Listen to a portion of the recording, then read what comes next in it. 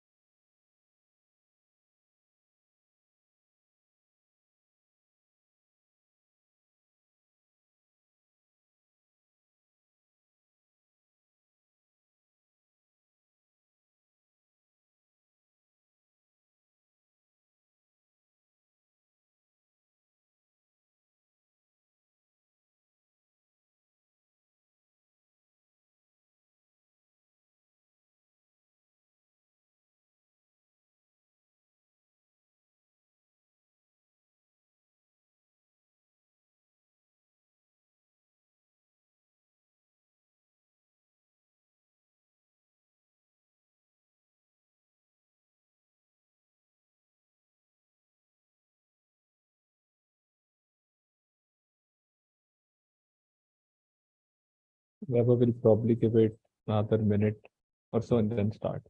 Yeah, let's give like 1 or 2 minutes and then we can start.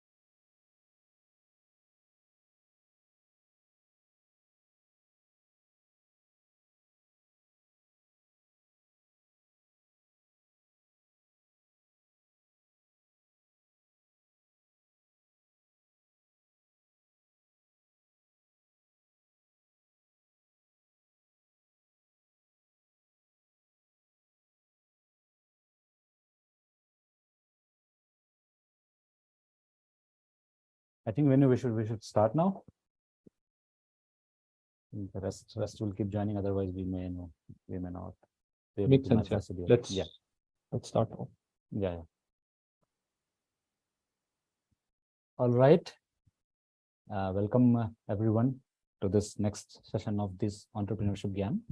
So I will just briefly give you an idea about this Entrepreneurship Gyan, and then I will invite my co-host to introduce the current speaker, Preet. So how the Entrepreneurship Gyan, or TEG in short form, was envisioned.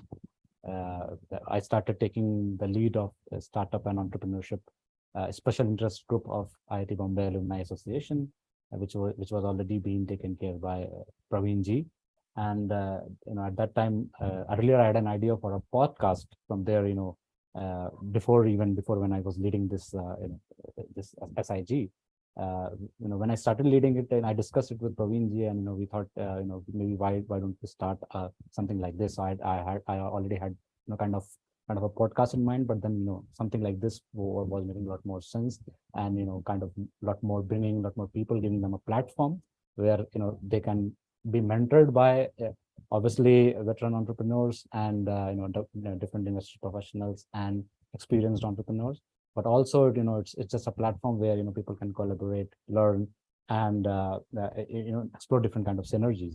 So obviously we will have certain sessions that we already have been having, but also we plan to come up with a platform where young entrepreneurs can find mentorship from from the veteran ones, or the successful entrepreneurs per se. So with that, I'll just pass on to my co-host Venu, and ask him to formally invite the speaker Preet ji.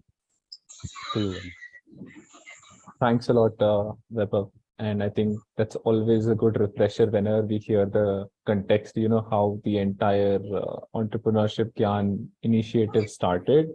So I think it's always just a good reminder, how we started the entire series and, what sort of transpired and where we're going through. So now to quickly introduce our speaker for today's entrepreneurship session, we have with us Dr. Preet Singh, who leads the One District, One Product team at Invest India, which is under the Ministry of Commerce and Industry as a part of this initiative. This program sort of aims to put at least one product from each district of the country on the world map.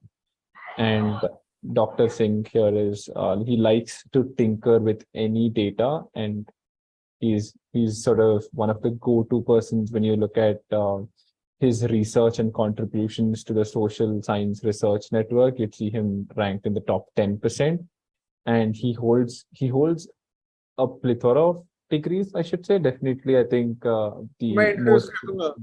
I'll do that. No issues. Yeah.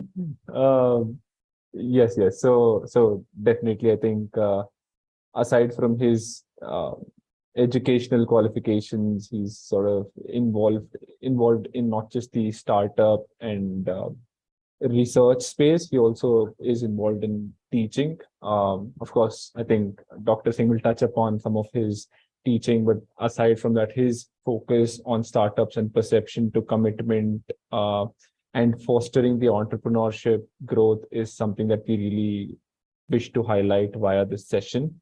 And of course, his insights in blockchain and startup mindset, understanding what are the upcoming initiatives and getting some more insights is something that we really look forward to. So welcome, Dr. Singh, to our session, and the stage is all yours now.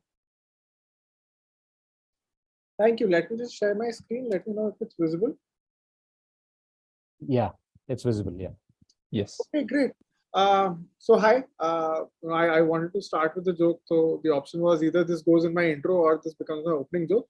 I just really love this. I'm more of a mistake holder in the ecosystem because I've made so many mistakes in the entire scene. And I just love that. I wanted a basic intro to be a slightly more honest take on who, how, and what. So my wife went to IIT. That's honestly the closest that I have been to any sort of an achievement. I did a BA program. I have a BCom honors and MCom. I am also a company secretary. But she doesn't really think much of this part, right? So the only thing that she cares about whenever she has to introduce me is that I have a PhD from IIM. And ऐसा नहीं है कि मैं बहुत मुश्किल से पास हुआ था इन चीजों में. I did a few good things here and there, like I topped here, topped there, and all that. So I think you start by realizing that probably the group here, I'm assuming because it's IITB Alum Association, a lot of them did go to IITB at some point, right? So you all are probably at a level that's hard to relate to for a lot of people, and which puts you in a place where a lot of times we're short on good sounding boards for our ideas, right? You might have an idea, you might want to talk about it, think about it. Us level ke log milne kam hai, which is why usually there's a lot of intermingling within the IIT circles, because you think that at least somebody's understanding me. 3 mistakes of my life: KPMG, EY, and I did a law internship. There was a tie on the third mistake actually, but I thought I'll go ahead with this. I was a consultant. I've been probably a consultant almost all my life. 2-3 years in KPMG Risk, Ernst & Young. I was part of the startup practice, number of different state startup policies. I don't really want to say that I made them, because a lot of people will come back saying they're not right. But let's just say I was involved somewhere in the team at some point or the other. The fun mistakes I made, I was a radio jockey. That's many years ago, but I really was. As much as I want this to be a LinkedIn post saying how that trained me for life by understanding something, I still don't have a use for it. I don't know what's the use for it, but I was a radio jockey and I had a lot of fun. I don't know if it has any management lessons there. I did a number of startups. I think एक में we made enough money to give that money to our college. So IMA has an award named after me. And I told you I have a gold medal. So recently I was just giving a fancy intro of myself to somebody. So I said, I have a gold medal. We gave college a lot of money. So they named an award after me. And I realized they are thinking I probably gave the college money to give me an award. So I had to clarify. It became very embarrassing. But these are like separate instances of this entire bit. The startups that I had were in blockchain-based vehicle insurance. And usse pehle wala to was a very vanilla consulting sort of a thing. Thankfully, I didn't burn a lot on either. But by the time I was I think 27, I had zero savings. The final fun mistake was leading Startup India. I had gone to hire somebody from the Startup India team for my team at EY. And I was like, we should work together. And this guy's like, yeah, definitely we should work together. I've been feeling the same. I'm like, I think we've got a good chemistry. He's like, yes, I think the same. So I'm like, so why don't you send me your CV? He's like, why don't you send me yours? So ekdam se honestly, mujhe strike nahi kiya, because I don't know how many of you work with the Gen Zs, but a lot of times Gen Zs give you this impression that they will judge you also while being hired, right? So mujhe laga ki acha ye maybe this is a Gen Z guy. So I sent my CV and I'm like, ki theek hai, so you probably should send me yours. I honestly got to know a lot later that he wanted me to lead Startup India, lead his own team. That could you come over, because their lead was leaving for some reason. But a lot of fun. I think one of my biggest achievements under the Startup India initiative was the angel tax problem. This is, I think, back in 2018-19. This has come to the fore, and this is actually a very interesting problem. Angel tax problem क्या बोलता है कि मान लो वैभव ने मुझे पैसे देने हैं. Vaibhav, let's say, has to pay me for this session. वैसे he's not, but let's say Vaibhav had to pay me 1 lakh rupees for this session, right? Now, as soon as Vaibhav gives me that money, I am liable to pay 30% tax, right? Now, what if I start a company and Vaibhav invests shares in that company, and that company is basically a shell operating for me, right? So उससे क्या हुआ कि वैभव ने मुझे 1 लाख रुपए दे भी दिए, मुझे उस पे 30% का टैक्स देना नहीं पड़ा, कंपनी को भी टैक्स नहीं देना पड़ा क्योंकि वैभव ने उस पे इक्विटी ली है.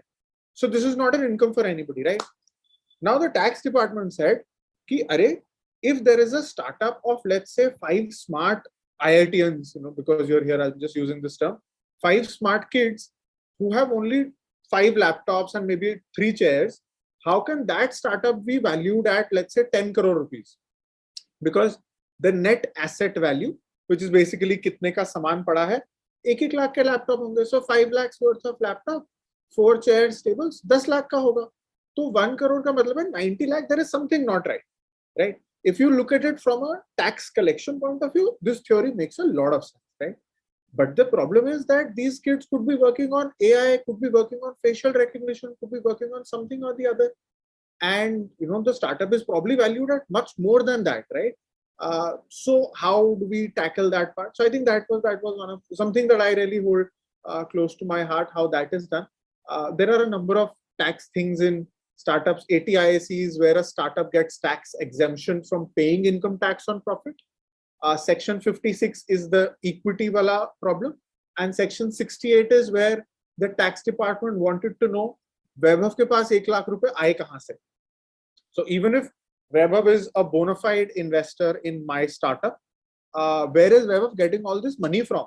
What if Vaibhav is doing hawala? What if Vaibhav does some random thing for which government of India is not happy, right? So there were a lot of things. The 56 issue is what I consider as something that I had a lot of fun being a part of the team that was involved in facing it. What I like and I currently do, so I'm part of Invest India. I think when you mentioned Invest India is under Ministry of Commerce and Industry.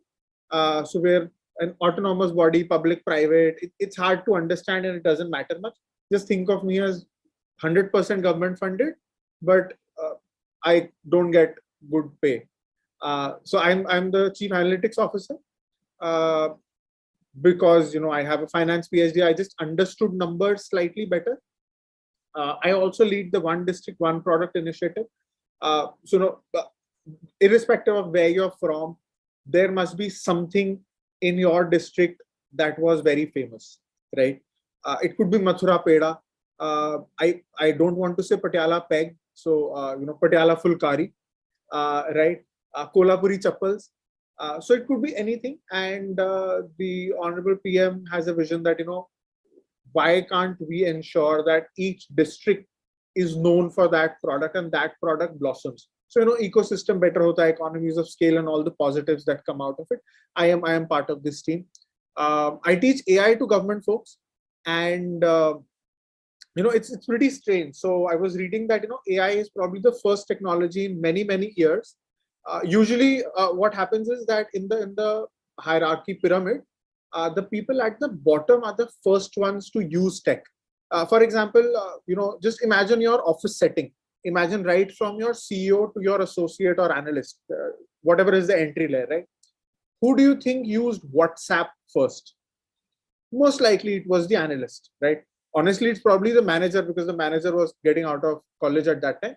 But who used WhatsApp first? It's probably the lower layer, right?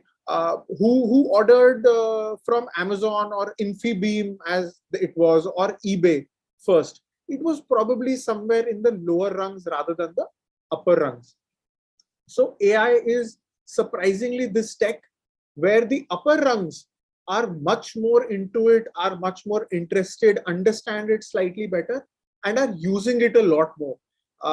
In that sense, I think it's a very different sort of a revolution that it's bringing up. I do tinker a fair bit with blockchain and startup mindset. I teach at Kanpur and IIT Delhi. Startup mindset I teach at IIM Sambalpur. And honestly, I learn a lot more because of the questions that come around. And blockchain especially, I am an evangelist. I am completely fine if somebody thinks blockchain is a solution waiting for a problem. It's not very far from the truth, right? We've got our own problems. We were at this one event, and I think it was DG Traffic, who was on stage, sharing the stage with some other really smart techies, right? And they were debating, how jab challan hota hai, to us time pe the challan can be put onto the blockchain, and that driver data will be on the blockchain, and this and that. And at some point we realized that digitization is the first big step and hurdle to blockchain. So there are quite a few intricacies involved in letting these people change the way we are. I think AI is pretty much there, but blockchain is not fully there, I would say. A number of initiatives around this that are yet to bear fruit, except of course the CBDCs, the central bank digital currencies, which interestingly don't have any blockchain component. But because blockchain enabled cryptocurrencies and cryptocurrencies were in the gray economy, we had a clean economy cryptocurrency that wasn't encrypted, and we got CBDCs. It's slightly murky, but you can credit blockchain for that part. I really love, and I think it's all of our responsibility also, that we work with artificial intelligence. We know what it is, we know how it is going.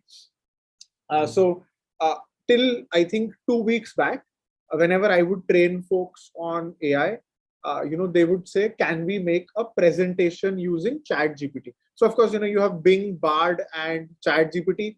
Bing includes a very constrained version of ChatGPT 4. Bard till last month was a lame duck. But now, they're giving it teeth. They're allowing it to go off the rails, talk a little more. So ChatGPT is broadly the benchmark for whatever it is right now, at least till we get Google's Gemini coming in. And people would ask me, can you make a presentation? So I would tell them, the 3-step way. The first step is, you get text content from GPT. You put that text content in a Word file, and you convert that into outline. And you open that outline in PowerPoint, and it will create those slides for you, right? So people weren't very happy. I would tell them, okay, you open PowerPoint, you go to VBA, and just paste this code, and your slides will be there. People weren't happy. Now you've got a plugin that gives you a ready presentation, right? And I am honestly now waiting for the next excuse that we all come up with as to why we don't want to use it, right? Somebody was saying the other day ki 5 years later, you would either be using AI or you would have been used by AI. I would want to be in the former. I think all of us would want to be in the former, but you need to be really tinkering. I'm sure a lot of you would have learned that engineering से ज़्यादा काम Excel आया था. तो Excel use करने में एक बड़ा simple सा उसका rule of thumb रहता है कि you can take printouts of those shortcuts. A lot of websites give you 100 Excel shortcuts that will make your life easier. Anybody on call or your distant relatives who can tell me any of those shortcuts if you recall, right? Very hard. And how do you learn Excel? You learn Excel by doing it. Till the time you don't see an entire night of effort, you are not going to learn shortcuts and collapse that into 2 hours, 3 hours, 4 hours, right? Same is the case with AI. It's very easy to get a paragraph on India's stand on sustainability, but to get a production ready, a delivery ready paragraph on India's stand on sustainability, you'd have to iterate, you'll have to apply your own mind also. And that's a fun thing. We hear of those genie stories that you ask for something and the genie gives it to you and you realize, "Arey, this is a curse," right? Artificial intelligence does not give you what you want; it gives you what you ask for, right? And since the time I've been using AI, I've realized a lot of times we are not communicating what we need, what we want. We are just throwing some words, some keywords that are related, and we are really counting on our subordinates' intelligence or benevolence or fear, whatever you want to call it, to understand what we like, how we like to consume it, and then deliver things, right? So I think the biggest challenge that I foresee with us using AI is our ability to clearly put our own needs, wants, and demands into expression, into text, into instructions, right? And a lot of times you work with AI, you realize कि यार इतने में तो मैं खुद ही कर लेता, which is not wrong, but it requires you to think. There's no substitution for thinking. Try not using it as a very smart search platform. Try using it as a decently smart intern, let's say intern or an associate or entry level employee. 23-year-old graduate is what we understand its mental level to be right now. Give it context, give it background, tell it what worked in the past, and it might be able to give you a good set of ideas and some deliverables, right? Last section, my views on the startup ecosystem. I've been in the ecosystem for about a decade now. I started working before Startup India had come in. One thing that I keep telling people, and I would love for all of you to disagree with me or question me on any of these, right? One thing that I keep saying is, if there is money to be made, money will come. A lot of people say कि इस sector में पैसा नहीं है, उस sector में investment नहीं मिलता है, हम जो कर रहे हैं VCs are not interested, people don't want to invest in this. And I give people a very simple example. I want you to give me 10 rupees and I will give you 11 rupees back tomorrow. Is there anybody in the audience who doesn't want to do it? Let's say there is enough trust and we've accounted for risk and everything, right? I'm sure everybody in the audience would want this scheme, right? Who would not want this scheme? Somebody who doesn't have 10 rupees? Or somebody who's not interested in making money, right? In the case of a VC, both these assumptions are null and void. There is no preferential reason why somebody would not put in money if there is money to be made. If money is not coming in, there is a chance that there is no money to be made there. There ain't no such thing as a free lunch. An efficient market theorist would say that you can never find a 100 rupee note on the road because it can't be there. If there is some money, somebody would have already picked it up, right? So if there is money to be made, money will come. Willing to disagree on this. Ideas can't be protected. I'm so sorry. I keep telling this to people. Ideas can't be protected. Patent, copyright, design, whatever, they can't be protected. And I'll give you two more corollaries on that. One, it doesn't matter. It doesn't matter at all. Okay, हम सबके पास घर पे, we used to have this, at least I don't know what batches you all are from, but we all had this one diary or this one set of pamphlets of local restaurants where we ordered food from, right? How big is the idea that all food delivery options can be on one place and somebody can order online? Hardly any idea. Okay, chalo, even if you think this idea is good, we all know this idea right now. How many people do you think are doing this? Right? Execution beats idea every day of the week and twice on Sunday. It's Sunday today, right? So understand that they can't be protected and they don't need to be protected. The day you get your first customer, your ideas in the market, yeah. The day you go to hire your ideas in the market, the day you start fundraising, that idea is already in the market. If your idea is so weak that anybody could have done it, तो कोई भी वैसे भी तुम्हें पैसे नहीं दे रहा है ना, then this is not the idea you should be working on, right? There has to be a reason why only you can do this idea, or only you can do this idea really well, or you are willing to put in that hard work to do really well on this idea. You can't protect or do all those things, so don't bother on that aspect at all. If you can't be bothered, nobody else will. If you haven't spent time on your decks, on your pitches, on your financials, nobody else will. If you are a founder of a tech startup and you don't understand the tech, you are bound to fail. Because even if you get some of the best resources, whenever they have to go for a Diwali leave, they're going to tell you कि actually na Google बंद है 3 दिन के लिए, and you wouldn't know what to do because you don't understand tech, right? So if there is a core aspect, and you might be the best person in business development, right? If there is a core aspect and you don't understand that core, the best you can ever be is a co-founder. You cannot found a tech startup based on your business development expertise. Customer lana is a next day job. Your core will always be product.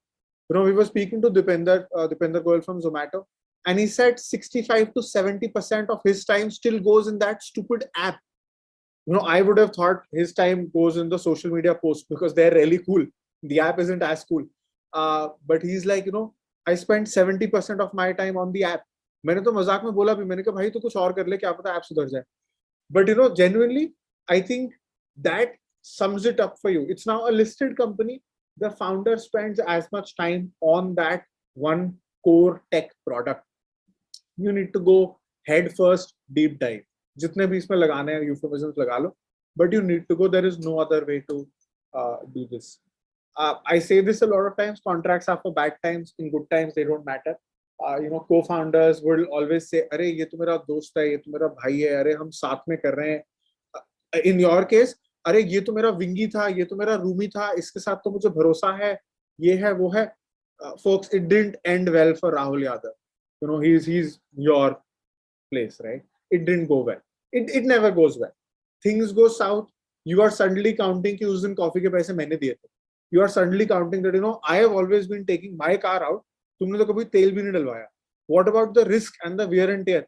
It will not work out.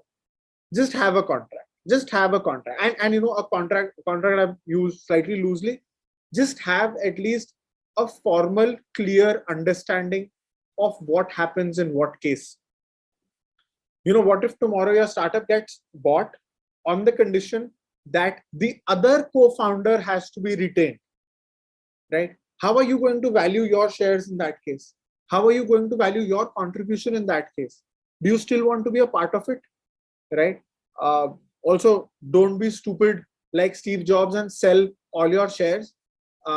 Keep your shares, bro. You can leave the company, but you can keep your shares. You don't have to make a point of returning gifts in a breakup, as you probably understand. But yeah, just one last thing. The entire process is iterative.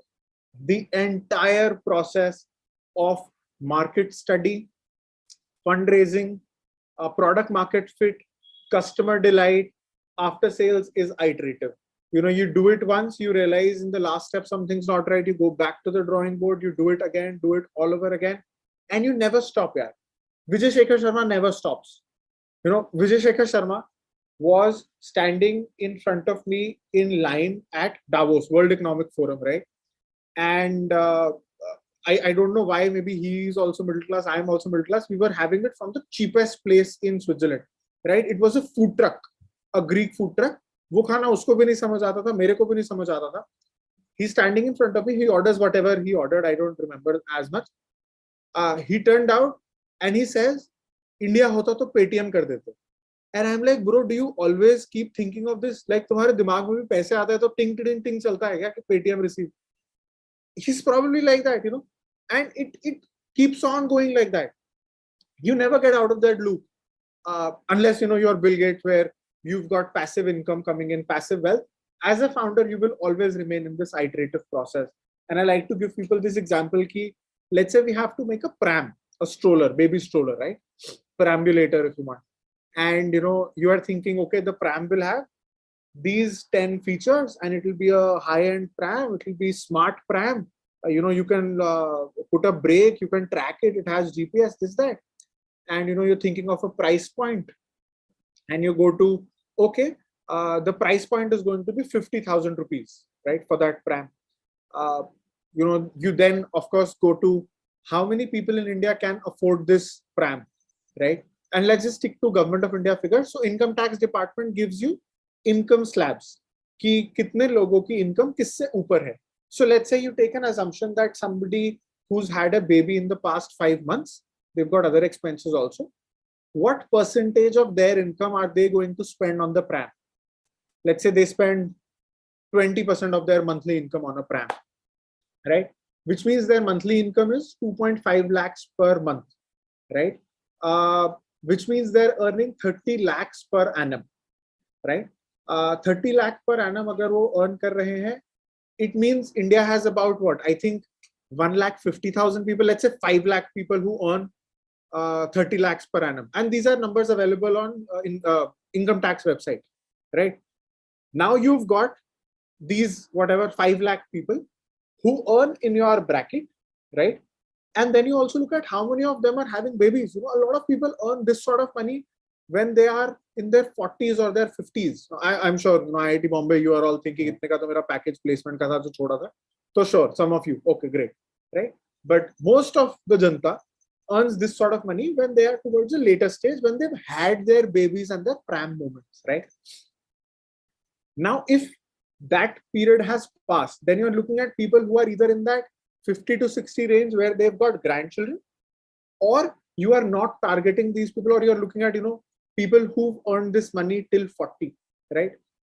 What's the next thing you do? The next thing you do is you figure out, okay, I am going to open India's best showroom, right? That is when you realize ki, yaar, these 5 lakh people are spread over 25 cities. What am I going to do? How am I going to address all of this? I can't have a store in all these cities. So I will have a store in, let's say, only 5 cities that allows me to reach out to, I don't know, 1 lakh people, right? And I don't know how many of those 1 lakh are actually having those babies and, have that money and all. And you realize ki, yaar, 50,000 ki pram shayad mehengi hai. And, as soon as you realize ki 50,000 ki pram pe, 50,000 ki pram pe, you're not breaking even. You need to go back. What did we start with? We started with a pram with 10 features. Maybe you now need a pram with 5 features. And then you do the entire exercise all over again, right? Pram is just one example. I do this on a longer workshop. But, you will always be in that iterative loop.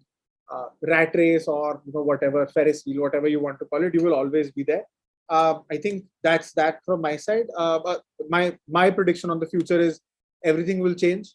And we are the ones who are supposed to bring about this. Which side are you going to be on? I am on X, LinkedIn, and I am here for any questions and answers. I'll stop sharing my screen. Over to you, Vinu, Vaibhav. Yeah, perfect. That was really insightful. And I think a suggestion that you may also want to try for stand-up comedy, because, a lot of IITians do try for it. And I think you will be a big hit. I'm pretty sure you'll be a big hit. I'm starring this. Yeah. Okay, so any questions from the audience you may want to put in chat? So I already have a question. I don't see any question in the chat. So I will love to start with a question of mine. So that would be that, how do you think, Startup India specifically, their programs might be useful for young entrepreneurs, to begin with, but also to someone who is looking to scale up and things like that. Maybe 3 different levels you can talk about, briefly. So how a government of India defines a startup is within 10 years of incorporation, which means if somebody is applying for it right now, they should not have been incorporated earlier than 2013. Okay. So one is that 10 years of incorporation. Second is less than 100 crores in turnover. We figure here, if you are at 100 crores now, you really don't need our help, right? Okay. When you are starting, one, there are a number of courses available on Startup India, collated by India's unicorns, right? So it's not like a theoretical thing. It's not a professor. No offense to professors, but you've got people who actually do this stuff, who tell you ideation hota kya hai, kitna iterative hota hai, what is it that you need to be doing, what do you need to take care of, how do you take it forward, what are the roadblocks, what is funding, and the entire bit, right? So that's one. That's the first thing. Second, you get an access, think of it as a yellow pages of all incubators and startups located in and around you, right? I always suggest this to college students. IIT Bombay, you've got Singh, right? So you are, of course, a very lucky bunch, right? A lot of colleges might not have this well endowed an incubator, right? Which means, if you're located in, even if you're just chilling in the Hiranandani Starbucks, just drop by and visit Singh, and they will tell you a lot more about what startups are doing, what sectors look like, what sort of problems are being solved, right? You can check out the ideation pages where, so on a number of different sectors. So for example, just think of Olympics, right? There are, I think, a set of 300 problem statements that are open for anybody to solve. So one could be, how do we spot talent in tier 3 and rural areas? Second is, how do we ensure proper diet, right? Third is, how do we ensure that our mothers to be, women who are yet to deliver their babies, get enough nutrition that their children stand a chance to become future Olympians, right? So there are sort of like more than 300 problem statements, right? Once you've done that, you can apply for the Startup India Seed Fund scheme. I think they give you a grant of up to 50 lakh rupees and debt for 20 lakh. Ulta bhi ho sakta hai, one of these numbers, I'm sorry. But you get this money, right? Based on just your idea and that incubator willing to say, I am willing to take a punt on this. You get a convertible debt and you get debt for that 50 lakh, 30 lakh thing. So based on that incubator, so you need to convince a few people, of course, right? You also get mentorship through the Mark platform. It's IIT Bombay, so you all are lucky because you've got a wonderful alum network. A lot of colleges don't have access to people who've done this once. You won't believe, Vaibhav, the number of first generation entrepreneurs in the startup ecosystem is just crazy. It's just crazy. 50% of my startups today don't come from my tier 1 cities, metro cities. They're not in Delhi, Mumbai, Bangalore, Hyderabad, Chennai, Kolkata, Pune, Chandigarh. They are from Jharsuguda. They are from Raipur. They are from Raigad. They are from Yavatmal, right? So I just love to share this one story, with people. A lot of you would have, traded chalo chodo kya hi bola, would be aware of Ethereum, right? So Ethereum went from a proof of work to a proof of stake algorithm. So proof of work mein kya rehta tha? There used to be expense of a lot of computer energy, which is electricity, and it moved to a proof of stake, which is, if we all have some stake, we are willing to bet that stake on this transaction. Technical difference, basically energy usage for each transaction to be verified went down by 99%. Okay. Anybody in the audience, anybody, and you can play this question with a lot of your friends also. Where do you think was the highest impact in India, right? And first answer, without thinking, hip shooters will say Bangalore. Yeah, Namma Bangalore would have the highest impact. Fair. Let me not disregard and throw that answer and insult you right away. Let me give you some time to feel insulted. Second option, third option, fifth option. You give people 20 options, right? The biggest impact, like where there was a massive closure of companies, Kondanandgaon. How many Okay. people know on this spot Kondanandgaon hai kahan? Kondanandgaon is Chhattisgarh. Okay. Right? And why Kondanandgaon? So Chhattisgarh is a power surplus state with very low prices of electricity. So proof of work, Ethereum verification ke warehouses, Kondanandgaon mein aasan the. And because they had engineering colleges, those kids were really tinkering around with this stuff. They had created companies to verify these transactions. They were mining, right? Different sort of mining in Chhattisgarh, right? And it probably wouldn't come. 45% of my startups today have a woman entrepreneur on the board, like which means either a co-founder or a director. 45%, right? Now, a lot of these people honestly need role models, need resources, need mentorship, need funding. I've taken care of funding. Role model, so I'm guessing you all would be the best people for that.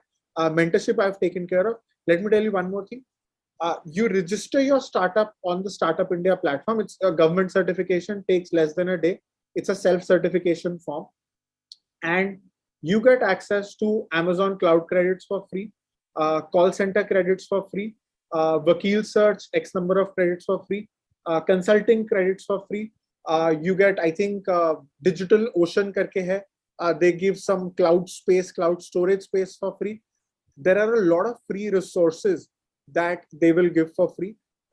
You can also send a connect request to a network that is, I think, over 5 lakh strong. So that's about 1,15,000 startups. 1 lakh are active, 15,000 who are probably out of the startup game now.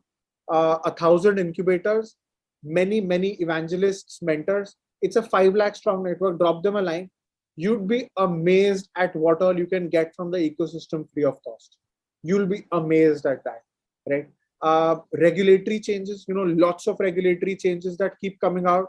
Environmental law relaxations, labor law relaxations, no inspections in green as well as yellow category businesses. So see, if you're making explosives, you will still be subject to inspections, right?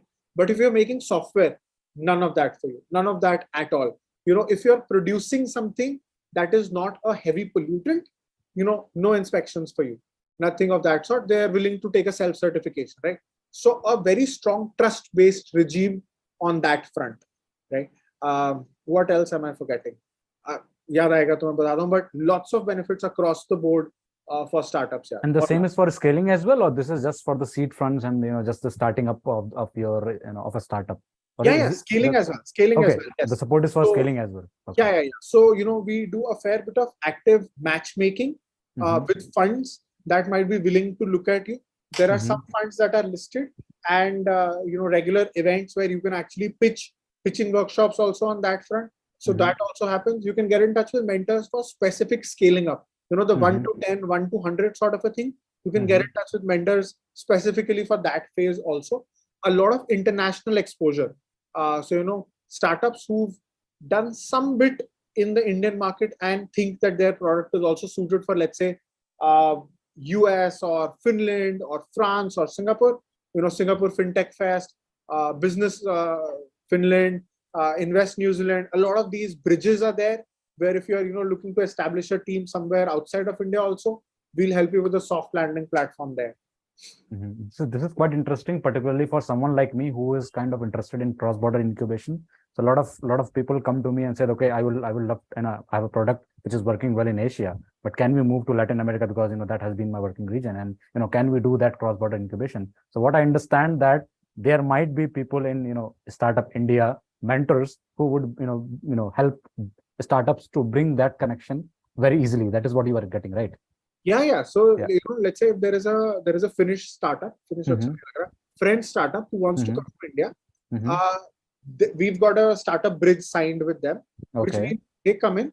We tell them, okay, there are these 5, 7, 10 incubators where you can take 6 months of incubation free of cost. There is a co-working space, which is basically sitting space with internet and all free of cost for, let's say, the first X number of months. And the same they do for our startups there. Soft Okay. landing. You know, what are the 5 regulations you need to take care of? Okay. ये 10 CA हैं, professional service providers हैं, ऐसे rates पे मिल जाएगा, subsidized मिल जाएगा, government scheme है. That soft landing, it's a mutual thing. It's a very strong sort of a thing that we're very proud of on that. Okay. Okay. Great. Because there are a couple of people from, outside as well, particularly my friends from Latin America who are also attending. So when you were speaking in Hindi, they were asking me, which language is this? So I had to text them that, this is Hindi. So, don't worry, because that has been my working region. So, at times, a couple of my colleagues, attend from there as well. Okay. That was, very interesting to know, Preet. So Venu, would you like to take the next question from the audience maybe? Yeah, I think we have a lot of questions here anyway. So we'll start off with one of the questions which asks us about the success of the initiative and future directions on one district, one product. So any insights you can share, what's coming up, because it was very interesting to listen to some of these bits, how we're really shaping at the ground root level, but I'm sure people want to know what's coming up now. Sure.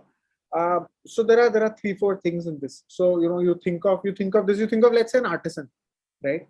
And you're thinking, okay, Jamnagar Bandhani. It's a sort of tie and dye cloth, right? That they make, right? The first few thoughts that we all would have would be cut out the middleman. Put them on e-commerce. They can sell to India. They can sell to the world, right? And give them online payments, right?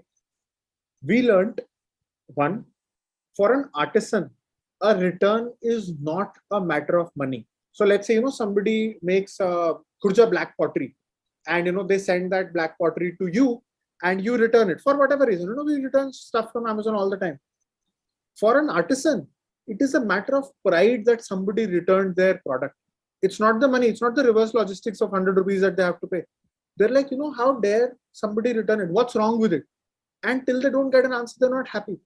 A number of artisans tried getting on e-commerce and left on their first return. One.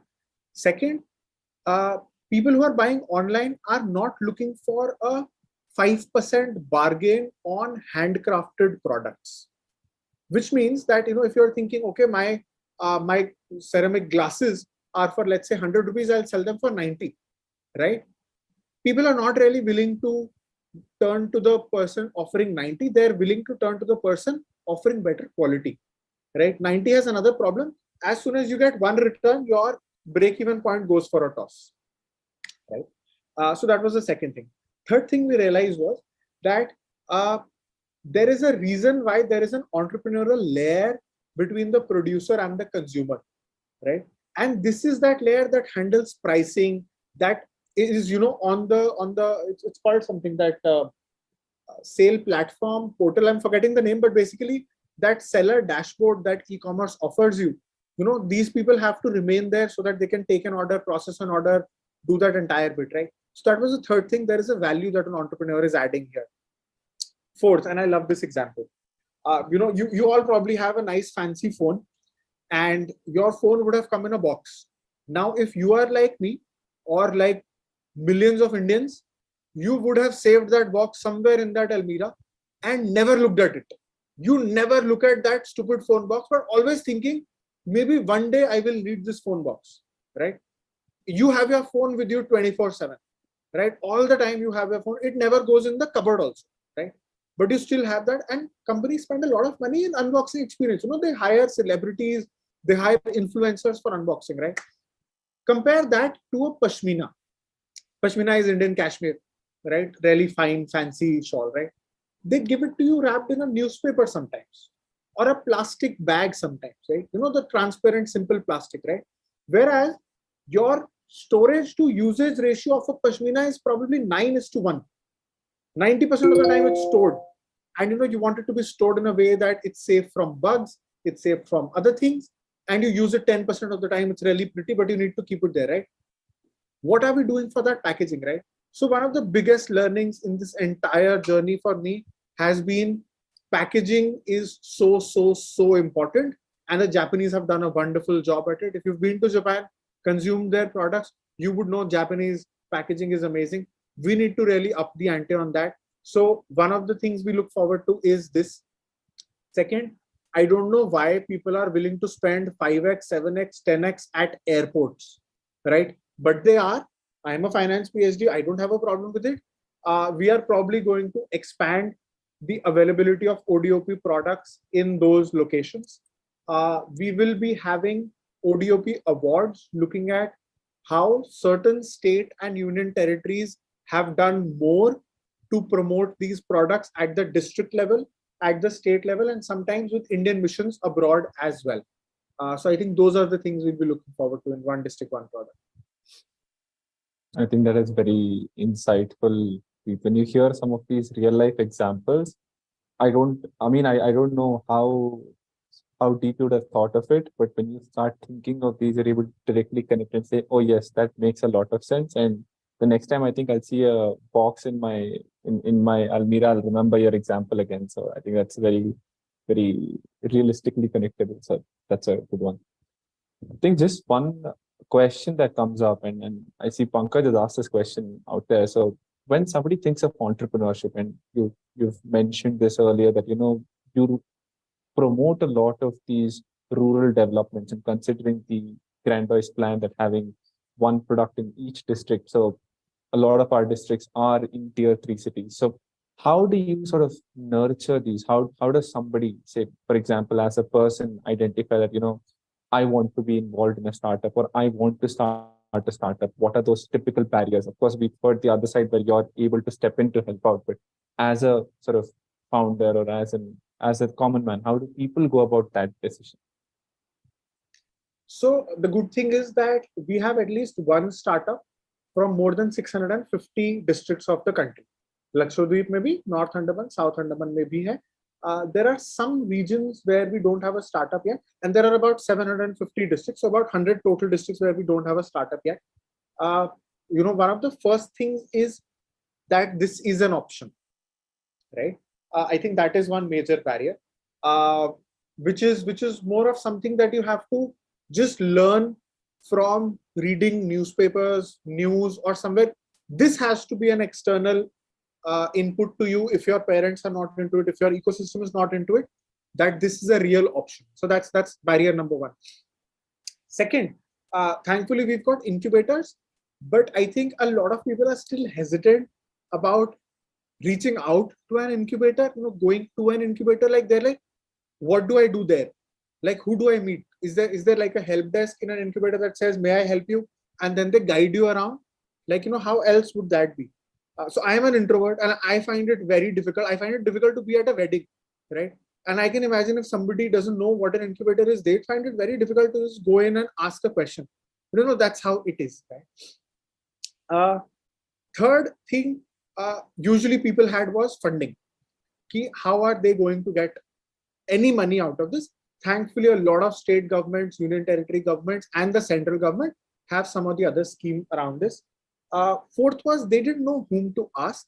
So there's of course a Startup India helpline. There's an email ID you can go to. That is all good. Two more things. 5 years ago there was a major problem, this is something that would come up when we would do workshops in, let's say, Jharsuguda, in Sambalpur, in Dahej district, in other places, and a lot of people would just jokingly say कि mummy कह रही थी कि फिर शादी कौन करेगा तुमसे, right? And as funny as that might sound, it was a genuine problem. कि who wants to give their child in marriage to somebody who's just a founder, right? Guy, girl, whatever, doesn't matter, right? And this was like a major problem. So I think one of our biggest achievements as Startup India has been the mindset change, where people are willing to accept that this is a valid career path, that this is like legit. It's not that you're just whiling away time doing nothing and saying startup kar rahe hain, founder hai, abhi soche nahi hai, sochenge. So that I think has been a major mindset shift that has come about in how people had barriers and now they move on. I think a tinkering mindset, because a number of people who were in college did not go through Atal tinkering labs when they were in school. Now, of course, we've had that, but we've got like about 5 to 7 years worth of students who probably did not get enough tinkering, and they probably will find it a little hard to innovate in manufacturing, because that requires you to actually break things open and not be able to put them together. So that's how you innovate and say, isko jod do, aise karke, right? So I think that is just some gap that we'll be fighting. And I think just when you mentioned this idea, when you start thinking of it, right, shaping things at the grassroots level, how do you sort of, what is your view on taking this to, formal schools and education systems? Like, we study about science, right? We study about, say, commerce, we study about biology, and all of these are subjects, history. But say entrepreneurship as a subject is something that we face only in colleges, and that too there's a certain category of colleges. For example, like you teach in IIT Delhi and IIM Sambalpur. Those are those tier 1 or tier 2 top colleges where you're getting the exposure. But what about common sort of students or somebody who's studying, say, from some of these villages and sort of is not directly impacted by those programs there? Like, what about them? What about imbibing these as kids? What's your view on that? Is that something that we should do, or you see that already happening? Venu to engineer hai na? Yes. So 11th, 12th, commerce actually gives you an option for taking up entrepreneurship. Not like taking up entrepreneurship, studying entrepreneurship. So ये थोड़ा time से चल रहा है, but science के लिए नहीं है. And science does equip you to tinker. Commerce doesn't equip you to tinker. I am a hardcore commerce. Trust me, my whole life, I have never asked why. Right? And that's, of course, one of the reasons for our matrimonial harmony also. But I tell all of you on call would ask why. You would question status quo. As a commerce, you give me any set of constraints you want, and I am going to navigate a path through it no matter how difficult. I am a company secretary, right? I did my CA thing also. We do this, right? So the gap that comes in is I, who will never question, am exposed to the idea, concept, and opportunity in entrepreneurship.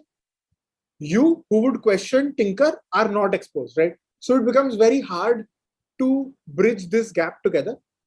One of the most successful experiments that I know of has been that in Gujarat University. So they came up with a BTech with minor in entrepreneurship. And what they did was, instead of creating like a straight jacket, 3 credit, whatever, they said you have to complete 100 points, right? And how do you complete 100 points? You have a menu of 1000 points. So you can do 30 points worth of internship in an incubator. You can start a startup worth 50 points. You can do a course worth 10 points. There are 7 such courses. You can, help out at a local fab lab worth 50 points, right? So they've created that. I think that has been wonderful. That has been one experiment that I just love. AICTE and the National Innovation Ranking Framework, they've been trying to push this a lot more now, because NIRF has component for, do you have an incubator? Do you have a professor dedicated to entrepreneurship? Do you have curriculum mandatorily including entrepreneurship? Are there activities around that? And I think in the next 3 to 5 years, we should start seeing some prominent founders, who would have come through this system. It takes about 5 years for education and the news to be bridged, unless it's a paper leak mamla. So I think there would be a 5-year gap in this entire thing. But I'm definitely hopeful that in the next 3 to 4 years, we will see people who've come from this system and we'll be able to appreciate it a lot more. No, good that Preet, you mentioned it. In fact, for the inaugural session, I invited Mr. Ramanan Ramanathan, who was the first director of Atal Innovation Mission, and he started talking about tinkering labs, how this idea came up, how it was set up, and what changes we are seeing. But he did mention that opening a startup, for example, now is very easy as compared to it used to be like 3-4 years back. So I would like to know from you as well. For example, I'm a layperson. Let's say I'm from a village in Uttar Pradesh and I want to open a startup. I write an email to, obviously I will just write an email to Startup India or Invest India or someone. And what would be the process after that? How would I get support from there as well? So maybe Sure. you can tell a bit on that. Yeah. Sure. So I think the first thing we tell you is, do you know what you want to solve? So that's the first thing that we tell you. Assuming that you know that you're wearing these specs, that there are specs that will give you, let's say, scratch resistance at a much lower price. Let's say that is your value proposition. What do you do? One, we put you in touch with the local state authority, state startup cell. So UP has a startup policy where they give you, I think, a 10 lakh type ka grant starting up mein. If they think you're not ready, they will give you a 25K per month ka stipend. If you are in college or just in that age group, they will give you a stipend just to figure things out. They will put you in touch with a local incubator who will tell you a lot more about this. You will get some pro bono professional compliance services. So a CA, CSW or a lawyer will be willing to at least incorporate or give you some pro bono support, free of cost, just to help you out with that bit. I think apart from that, it will more be on the benefits available to everybody at Startup India, and then that comes in. But on a real case, I think it will be a conversation with a person, conversation with an incubator, a reality check, and a compliance professional who will tell you a lot more about it, and then you start that formal journey after that. Okay. No, that is good to know, because a lot of people, they for example, I have been associated with incubators as well. So a lot of them find contact somewhere, and they just directly try to reach out. Can you help? I saw a post of some grant. Can I get that grant and things like that? So I think this is good to know, because there's a well-established procedure within the state governments as well, and person from any state or any body can just go forward with that as well. Good to know that. Venu, do you see any other question from the audience? Yes, we have a few questions. We'll take one by Prabhat, who's asking if Startup India Champions 2.0 initiative is sponsored by Startup India.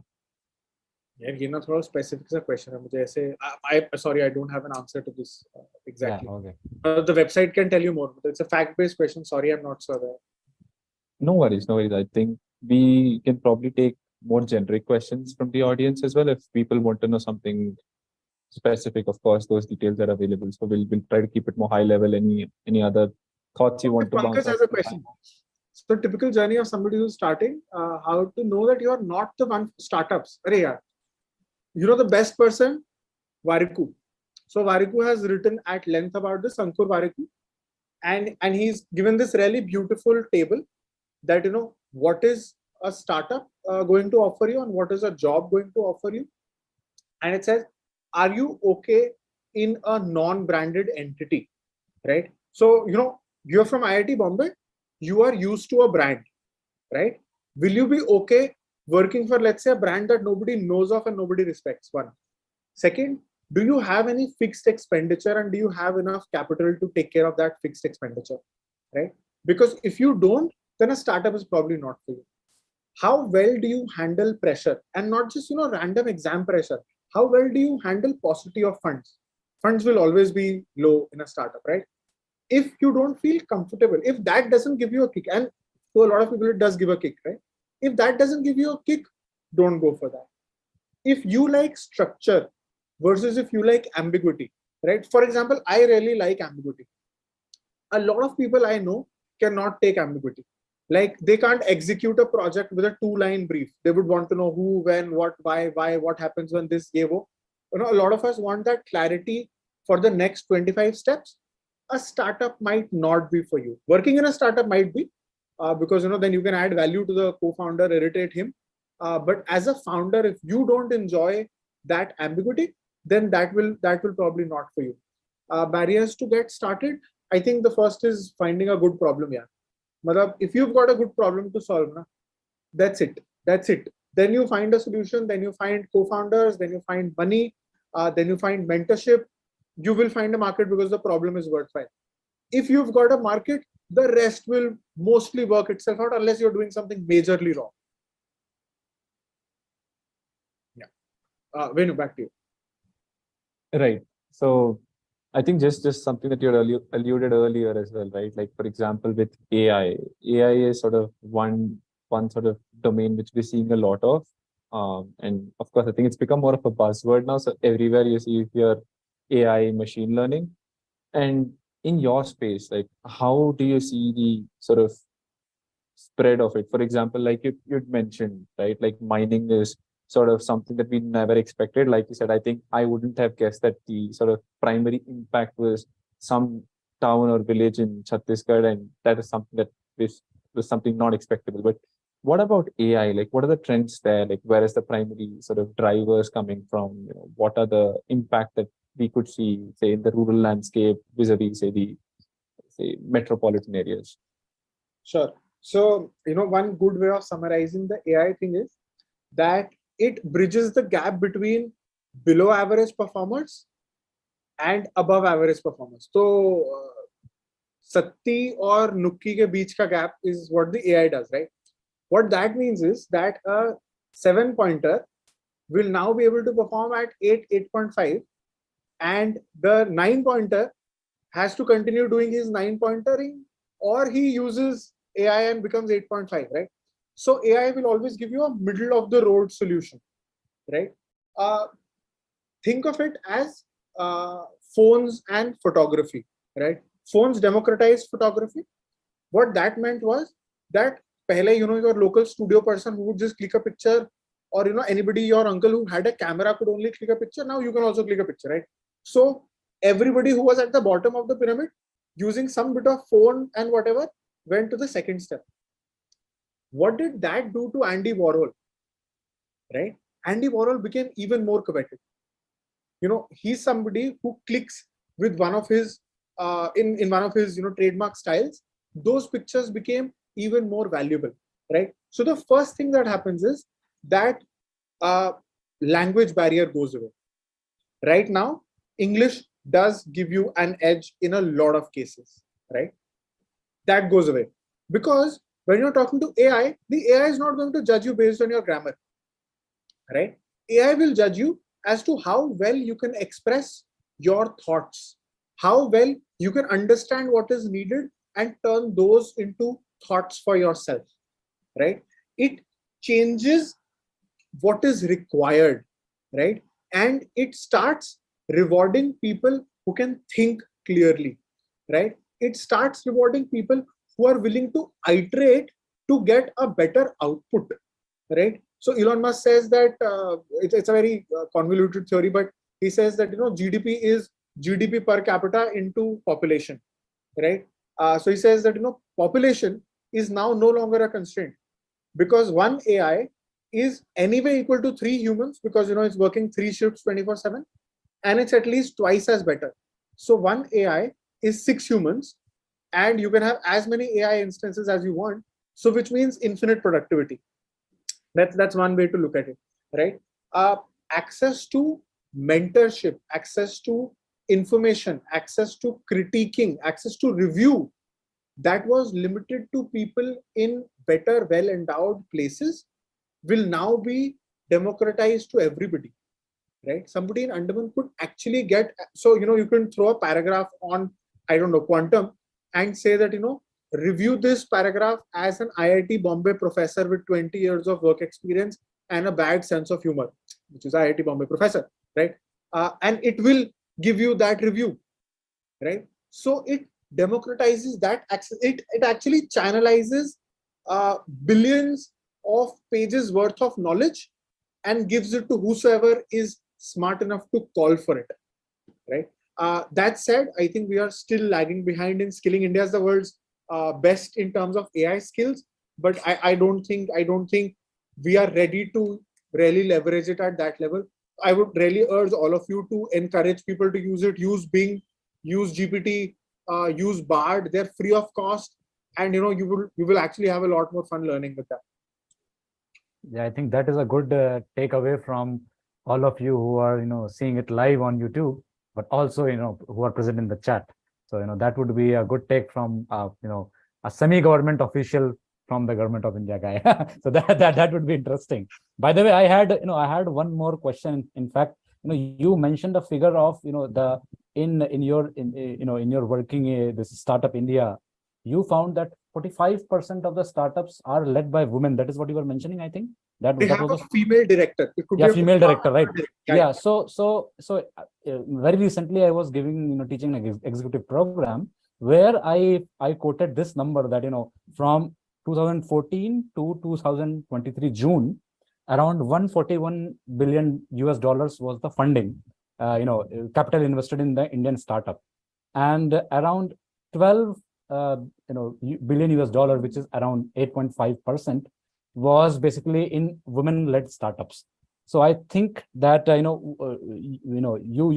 may see some stark difference there as well, that women-led startup are kind of are not receiving that much funding. So I think one thing which I understand obviously on a country level is that a lot of these startups are not led by women. But in your your experience at Startup India, how do you see the funding part of it as well? Because as you were mentioning that I was kind of startled to hear that number of 45%, because with my understanding that the difference is quite stark, but your numbers were a little bit different. Yeah. So I'm guessing the number you are quoting is probably for women lead founder. Yes. Yeah. So the number I'm from quoting 2014 to 23 for all the startups in India. I'm not talking about only not talking about in Startup India or sure. So so there is, of course, we need to compare these two slightly carefully. But sad as it is, it's a global reality of the bias against some genders that the VC industry faces. And it's just crazy. If you just look at the research on this, so a lot of times what they would do is they would give the exact same pitch to the male co-founder and the exact same pitch to the female co-founder, and give it to a different set of VCs, which is how you do lab experiments. So this is more RCTs, experiment. Randomized control trials, right. A/B testing we call it. Exactly, A/B testing, right? And it was so disheartening, so disheartening. Same pitch, and what the VCs said. So let's say a male says that I am willing to do anything for this. The VCs mentioned high degree of passion. And in some cases, in the beta testing, they mentioned headstrong and opinionated. Okay. So the males would say something like, I am going to hustle it and I'm going to fake it till I make it. In the other one, they would write something as silly as too much of a feminist, or not willing to take a hint, or something like that. Exact same content. So I think there is a very strong global bias. It really pains me on this, and we need to start doing things in a more gender neutral way. So I have this one example before I take more time. I think it was the Vienna Philharmonica. Philharmonica is that big band that a conductor conducts, right? And they had, I think, one female participant till whatever year X, right? They made a change that starting year X, you will not be able to see the person. So they will be behind a curtain, and they would be careful enough to say that women wear heels, so the floor has to be carpeted. You can't make any sound, anything at all. So the people who were shortlisting could only hear the music coming from behind the screen and not see the faces. 40% plus of the band became women. Okay. Right? A global bias does exist. As much as I hate it, it does exist. And I'm willing to hear any suggestions. All of you are much smarter than I am. If you've got a suggestion on this, I would love to do whatever possible in my capability to bridge this one gap. Totally willing. Good to hear about it. Very valid point there. Because when you think of it, right, and this has been something that somehow I can definitely, and I'm sure a lot of the audience also relates to this sort of a gender bias. Different sort of gender roles exist which should not be sort of, say, bifurcated based on it. For example, right, like of course some sort of roles such as a brick mason, and we see all of these on YouTube and other discussions as well, are favoring people who are, say, stronger. But as such, as time passes, you see that this should dilute down. Sadly, I'd say the rate at which it is diluting is definitely very slow. And again, this goes back to sort of where I fundamentally believe, right? Like I believe that change has to come in from the ground level, and primary education is the source of everything. And what if, and this is my suggestion, right? Like what if we start having those discussions with children, at the age of 4 or 5, and we just start entering kindergarten, treating them equally, at the same time being sensitized to the fact that some aspects people can be different, so that ensures people are inclusive at the same time they do not have that separatist sort of mindset when they look at different genders. Yeah, equality of opportunity and equality of outcome. So as long as equality of opportunity genuinely equal hai opportunity wala, I think that's a wonderful win. Should we take a few questions in the chat? Yes. Yeah, there is someone who is asking that in the previous series. Obviously, I think he's talking about Mr. Kamal Rekhi ji. He said, well, he did not say right. that you should not take you should not take social problems and build startups. Rather, what he was saying is wherever you see any opportunity, just take that. Don't worry that you don't kind of make channels in your mind that I will only do climate startups, or I will only do sustainability startups. I will not do AI. I will not do this and that. But yeah, his question is that do you feel that some AI applications fall in this sustainability or social problems category and things like that? That is what he's asking. Yeah, I didn't get it. So I agree with the part that Kaval said that social problems should not be solved. So Kaval can say this. He's a lot of fun. yeah. So no, but he's asking that AI applications can help with this kind of startups. For example, solving social problems and things like that. Yeah. Totally. Yeah. See, when you're solving a social problem, you need to know the difference between your customer and your consumer, right? If you are going to, let's say, educate laborers, right? Please don't expect them to pay. वो पैसे दे सकते तो वो बेचारा laborer थोड़ी होते, है ना? If they could have paid, they wouldn't be doing that manual labor, right?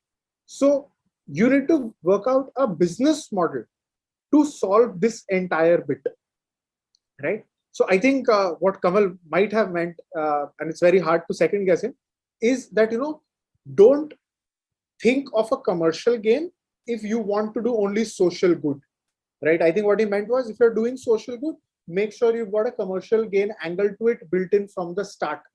Don't try to think that you will take grants and then solve problems, because that is called an NGO, right? That's a very separate ballgame. We know that a little less. Can we use AI to solve some of those? Hi, we could, but you can use AI to solve a lot of things. Your take on the above? I told you above. I think I've answered that. Because you need to be very clear. If you're just going to do social good, please don't expect to be a millionaire out of it, unless don't expect to be a millionaire out of it. Yeah. Mm-hmm. I think the next question is from the one question is from Vivek. You may want to take, for example, grants available is something you can Google online. I think but I'll still tell you. Please. So Startup India Seed Fund Scheme, that's got a grant, that's got a debt and a convertible equity. At least 3C2 hoga isme se. Your state startup policy will have a grant, a stipend. Your state industrial policy will have a market access initiative, which means a trip abroad. मतलब घूमने वाला नहीं, ऐसे events वाला, जैसे you've got a startup meet, जैसे ये होता है यार, slush. You've got slush. You've got India Israel business meet and all those things. So you get that access. Free resources available. So you've got these three. Maybe depending upon your sector, that ministry might also have specific schemes. You get a list of all startup related schemes on startupindia.gov.in. Vivek ka question le le kya? Yeah, please. Yeah. So how can we validate our ideas quickly based on demand, prospective market, or novelty? Yeah, so for me, a lot of times prospective market has been desk research, right? Figure out ki kitne log can pay for it. The example that I gave you for the pram, just figure out how many people in India can pay for it. And please don't get into ki nahi, 3 logon ne return nahi bhari, unke paas paise hain. All that is just fine. Yeah, some of these are probably also dead, right?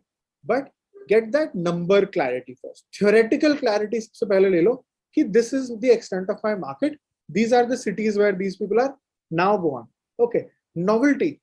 Yeah, novelty is a double-edged sword. If nobody has done this, is there even a market for this? Right?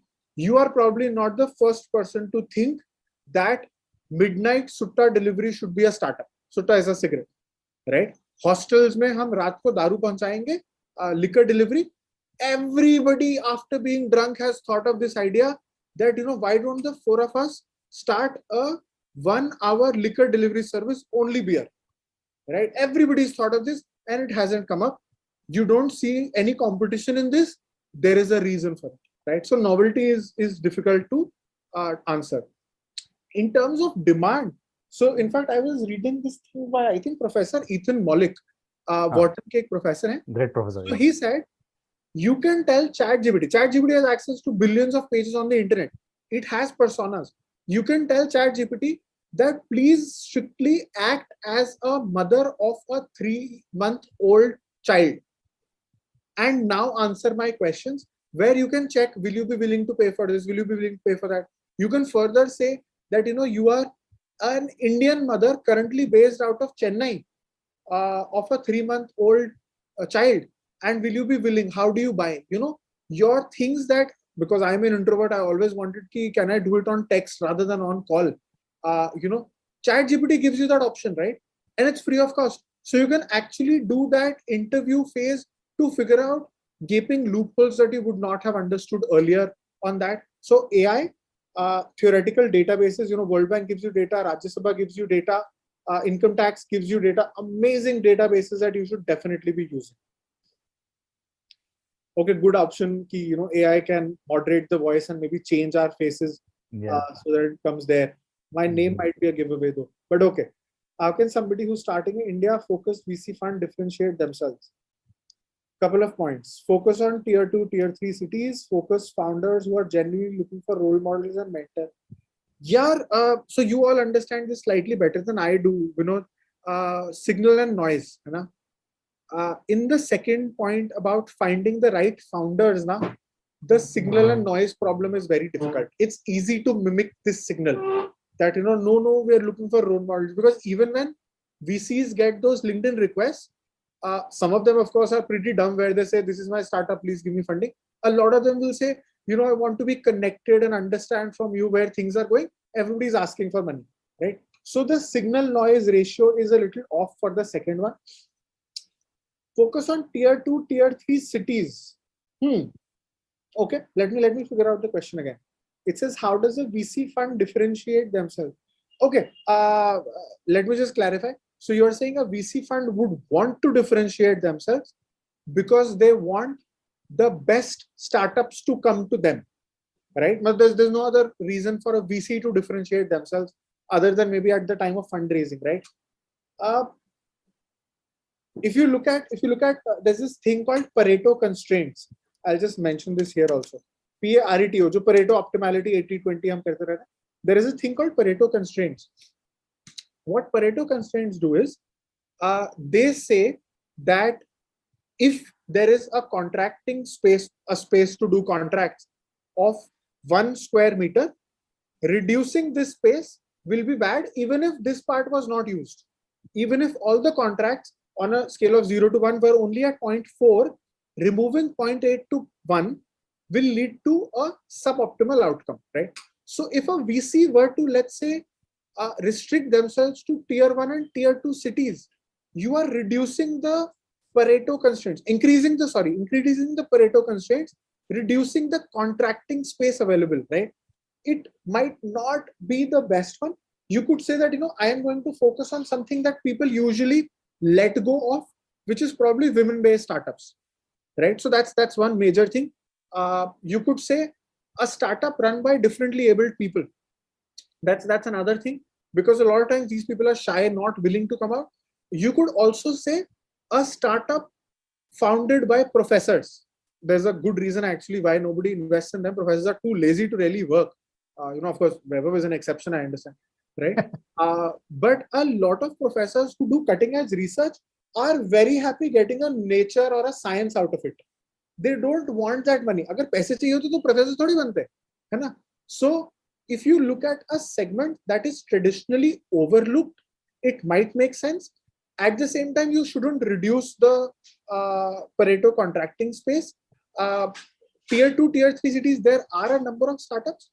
One or two ways that I can think of, limited knowledge of Ken personal view, is one, if you have a sectoral expert on board.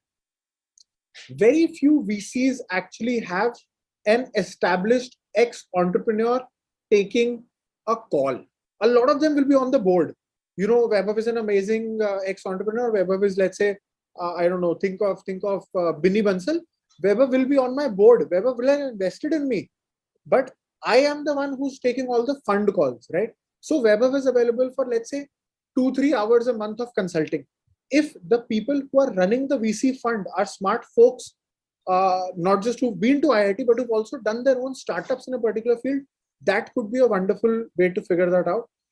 If you figure out a mechanism to ensure that all existing government schemes are leveraged, MSME का registration है, startup का registration है, जो grants मिल रहे हैं वो है, all competitions are taken care of, all free international opportunities are taken care of, all corporate challenges and mentorship are taken care of, I think that VC will have a much higher strike rate because a lot of people don't use these things. Okay, if I want to start, what are the taxation legal challenges go through? Yeah, no taxation actually if you want to start up. Also, let's say if you have a house that you bought for 10 lakh rupees and you sell that house for 50 lakh rupees and you invest that 50 lakh on startups, you won't have to pay capital gains tax on that house's sale price, right? So that is actually a tax benefit that you get. How difficult in terms of bureaucratic? Yeah, nahi hai. Just give 5,000 rupees to a CS, CWA lawyer, 5K, 10K, whatever is the going rate, and that's it. I am a company secretary. When I started up, I hired somebody because I was clear that I cannot get into this part. My suggestion to you will be, just like running a call center is not your forte. Sorry, I forgot the name. Piyush, just like Piyush, you wouldn't be running a call center. You might sit around occasionally listening to calls. Please don't try to do the entire incorporation yourself by saving that 5K. Focus on the product. Deepu focuses on the product. Vijay focuses on the product and outsources this compliance to somebody who knows this well. है ना? तो वो नहीं करेंगे. All right. So I think we are almost there. The time is, it's like we have just 2 minutes. So maybe Venu, you would like to say, final statements. Sure, thanks, Vaibhav. And this has definitely been one of the most entertaining learning experiences, I should say. Preet, I've never, I've sat through sessions, and we've had the benefit of seeing some of the most learned of professors. But I'll tell this hands down that I've learned a lot in this session. As much as it's been sort of a learning experience, I'd say it's been an entertaining way to learn some of these things. Just those realistic examples, I'd say, are things that, I'll be like, oh yes, I sat through this session where, Preet had come and he'd given me these insights. Next time I look at a phone cover, I'd look at it, I'd be like, yes, I remember this is something that is sort of there in the Almira, but more important is packaging jahan zaruri hai, wahan hona chahiye. Like, for those who don't understand, like some of these things which are necessities for some products are or could be optional for some others. So you need to apply these knowledges in the right areas. I think that's a good takeaway for me. And also seeing that, one of these sort of another way to look at entrepreneurship is now stemmed up in my mind is, like always I'd be like, okay, look at a problem, find the thing that people would pay for to solve. And I think that's it. But now I see that, if I find just a solution, I can then find problems to it as well. That reverse engineering as well can be a mindset to think of areas where an idea can work. So I think this some of these insights, and definitely I think if I have the chance to attend any of these sessions in person, I would love for that. I'm sure the audience as well would really look forward to meeting you in person. And we know we've run out of time. We didn't expect for this from the audience as well. I'm sure people have a lot of questions. So hopefully they can then reach out to you over LinkedIn and then they can get to understand more. So we look forward to that. Thank you, Preet. Yeah. All right. Thanks a pleasure. lot. Thanks a lot, Venu. So final, thanks a lot, Preet, for your time. It has been really enriching. I think the audience enjoyed it. I enjoyed it.